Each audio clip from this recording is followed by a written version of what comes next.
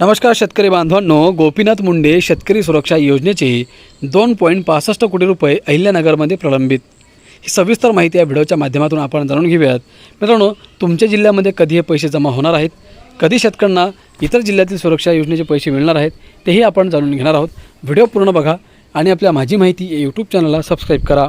शेतकरी बांधवांनो, गोपीनाथ मुंडे शेतकरी अपघात सुरक्षा सानुग्रह अनुदान योजनेतील 134 प्रकरणे गेल्या वर्षभरात जिल्ह्यात प्रलंबित राहिले आहेत।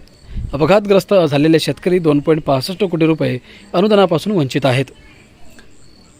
अपघातग्रस्त शेतकरी कुटुंबाच्या तातडीच्या मदतीसाठी राज्य सरकारने योजना सुरू केली आहे, मात्र शेतकरी वंचितच आहेत।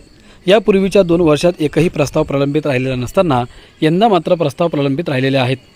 योजनेचे प्रस्ताव ऑनलाईन पद्धतीने दाखल होत असले तरी अनुदान मात्र अपघातग्रस्त शेतकरी कुटुंबांच्या बँक खात्यावर ऑनलाईन पद्धतीने अद्याप वर्ग होत नाही, तर ते ऑफलाईन पद्धतीने दिले जात आहे।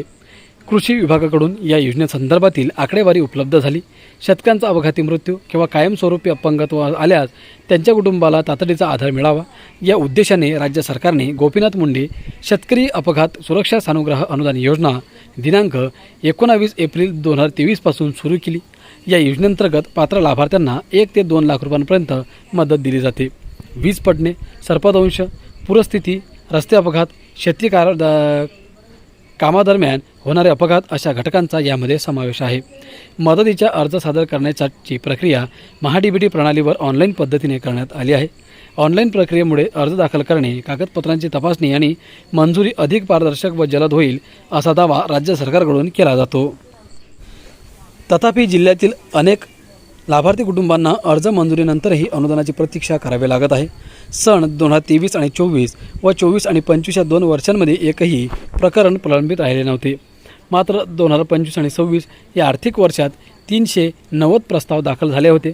त्यात मृत्यूचे 384 तर अपंगत्वाचे 6 प्रस्ताव होते। त्यापैकी 350 प्रस्ताव मंजूर झाले, त्यात 344 मृत्यूचे तर 6 अपंगत्वाचे आहेत। या सर्व प्रसंगासाठी 6 कोटी 94 लाख रुपयांची आवश्यकता होती, मात्र उपलब्ध झालेले 4 कोटी 29 लाख रुपये 8 अनुदान वितरित करण्यात आले। 134 प्रकरणे अद्याप प्रलंबित आहेत, त्यासाठीचे 2 कोटी 65 लाखांचे अनुदान मिळते बाकी राहिले आहेत। अपघातानंतर उत्पन्नाचे साधन गमावलेल्या कुटुंबासाठी ही तातडीची मदत महत्त्वाची मानली जाते। प्रत्यक्षात त्यामध्ये विलंब झालेला आहे। महाडीबीटी पोर्टलवर योजना ऑनलाईन झाल्यानंतर मदत प्रस्ताव प्रक्रिया गतीने आणि पारदर्शक होईल अशी अपेक्षा व्यक्त केली जात होती। अर्ज सादर करणे, कागदपत्रे पडताळणी आणि मंजुरी या टप्प्यांना डिजिटल स्वरूप दिल्याने प्रकरणांचा निपटारा जलद होणे अपेक्षित होते। प्रत्यक्षात मंजुरीनंतर निधी वितरणात विलंब होत असल्याने शेतकरी कुटुंबाला अपेक्षित दिलासा मिळत नाही।